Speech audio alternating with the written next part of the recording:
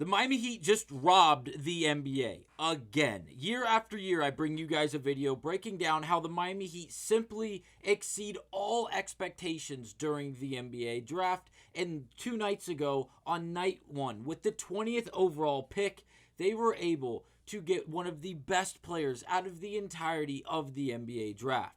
I'm here to break down why and how they were able to get him with the 20th pick and what he's going to look like for years to come for this Miami Heat organization. We'll break down all of that on this episode of Heat Digest, but first, please do remember to scroll down and click that subscribe button to stay up to date on everything Miami Heat. We do appreciate the love and support, but now let's get to it and break down how the Miami Heat might have done it again. Now, 2 years ago, it was Jaime Jaquez Jr. Last year, it was obviously Kellan Ware, and now Kasparas Jakučionis, and you might not know the name, and the reason being is because he was born in Lithuania. He moved to Spain, played for Real Madrid, and then he went and played university ball for the University of Illinois. He only played 1 year. After his freshman season, he departed to the NBA draft, and all mock drafts, all respectable mock drafts, people that we have a lot of faith and respect in when it comes down to them making these actual mock drafts, because it feels like they have insider information of really what each team is looking for in the candidates they have it down to. Obviously, Cooper Flagg was not a conversation or any form of discussion. He was going number 1 overall, but after that, it seemed like Kasparas had a good chance to go within that 6 to 12 range. That's where it really was being broken down to in the majority of those mock drafts going into draft night. And the Miami Heat simply just got lucky. Teams were passing on him. And he fell all the way to the 20th pick. And it seems like all of the Miami Heat organization is very fired up. And if you type this kid's name in anywhere on social media or on the internet, everyone is questioning how the Miami Heat did it again. Why did teams pass on him? The fact that he got to the 20th pick, the Miami Heat Nation, it should be absolutely ecstatic about this, because this young man, despite only playing 1 year in college and being as young as he is, was overwhelmingly productive, and he was very, very good. There were some downsides. There were some negatives to his game. He is very young. He is extremely young, only a freshman in college before getting drafted to the NBA. He's going to have a lot of opportunity to grow and develop, especially in this Miami Heat organization. And if you look, there are a bunch of gradings from across the board, whoever you'd like to trust more. Bleacher Report, ESPN, NBC, CBS, Sports Illustrated, The Ringer. All of these are grades for the Miami Heat and their pick with the 20th overall pick. And they're all A's. A minus, A minus, A minus. With the 20th overall pick, this kid had no business falling this far, and the Miami Heat could not have been in a better spot.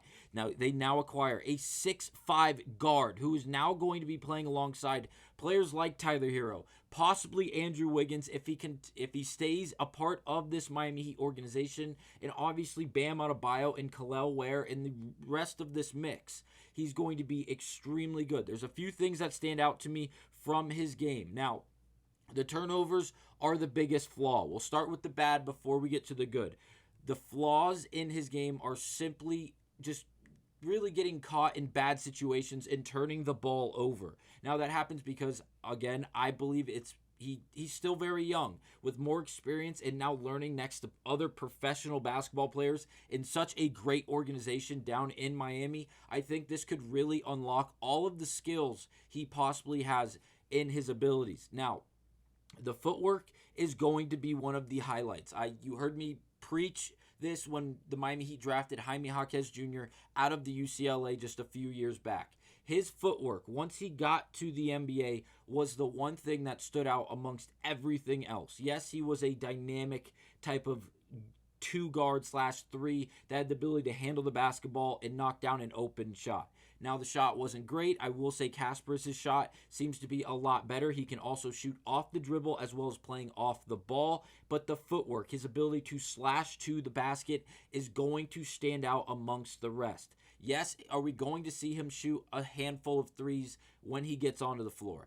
Without a doubt. That's just the brand of basketball that is being played. But look for him to get the majority of his shot attempts and his opportunities cutting to the basket, either with or without the basketball, and his ability to use his footwork around the basket specifically is going to help him tremendously, especially as a 6'5" guard. There's going to be a lot of times where he has great matchups due to the size and length he maintains and his ability to put his back to the basket, as well as just having first step quickness that allows him to get into the paint and around guys with Euro steps, as well as other hop steps and such, to get right to the basket and finish competitively. I think he is going to be an absolute steal for this Miami Heat team. Now, I will say the minutes are going to be interesting because Tyler Herro is obviously listed as the starting point guard right now. We saw a lot of that last season where he was the dominant ball handler and the main facilitator for this Heat team. Look for Kasparas to have those opportunities and also play alongside him. Like I mentioned earlier,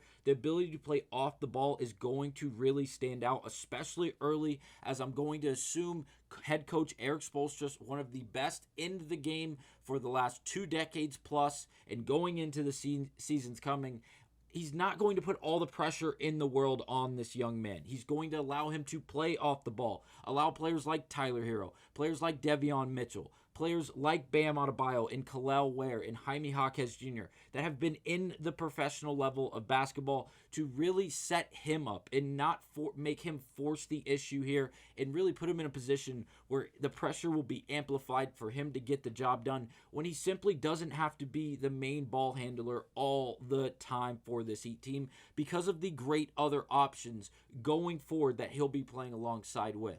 I think the Heat got an absolute steal here. And if you have not seen him because the name wasn't Cooper Flagg or it wasn't Ace Bailey and it wasn't one of the headline names going into this NBA draft, I ask you to please go watch his highlights, go watch the small game tapes for the University of Illinois. He was great, whether it was in Big Ten matchups or playing anyone across the country. Yes, there are some bad moments, and the turnovers can look very, very bad.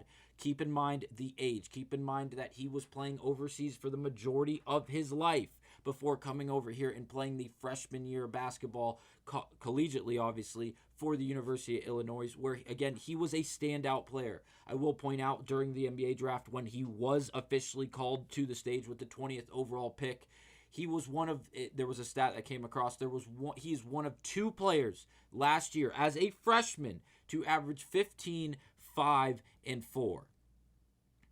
You want to know the other guy?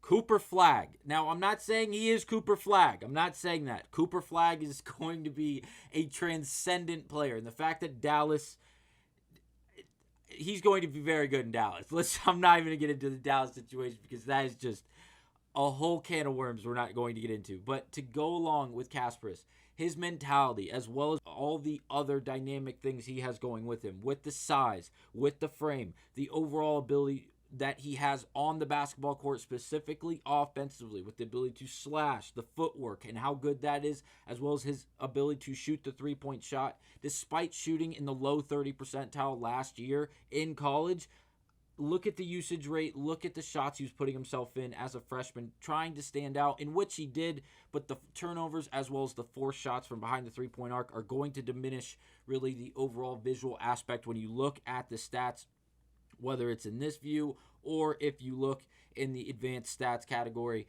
Those are the really only 2 blemishes, and it's understandable. It's not like he was shooting 4 shots a game from behind the arc and that he was wide open every single time with no hand in his face and he was just short every time he was shooting. That was not the case. He's shooting very competitive shots because he's very young and he wants to stand out. And he did for the most part, but again, the turnovers and the lack of three-point shot percentage is going to stand out. But the mentality is another great positive to this young man's game. I think there's going to be a lot more positives than there are going to be negatives, not only now, like we've addressed in this video, but going forward through the rest of this rookie campaign, whether it's during the summer camps or when the actual regular season does start, coming off the bench, playing ample minutes, whether it is as the main ball handler or coming in and playing, again, off the bench as a reserve starter, maybe the 6th or 7th guy, and playing next to those big name players like Tyler Herro and Bam Adebayo, that would make his life so much easier. And when we mention the mentality, this is where I'm getting it from. In the post press conference to the draft, he was asked a bunch of different questions, obviously, and one of the biggest answers we got was this one. Miami Heat Twitter account went on to post, give all out effort every day. The toughness, I try to do everything possible for this team to win, try to work hard and be the best version of myself for the team to win. So it looks like he's really looking to buy in despite being so young and such a rookie in this league. It looks like he has some understanding of how to play professional team basketball and be successful at a high level, with being able to buy in to the organization, not just to his own self, and trying to be a Hall of Famer himself. He wants to win basketball games. He wants to be a good collective piece to this basketball team without being really problematic, and he wants to fit in rather than try to just force his way into a situation. I absolutely love this draft pick from this Miami Heat organization. Let me know down below your expectations for this young man, and I will see you guys on the next episode of Heat Digest.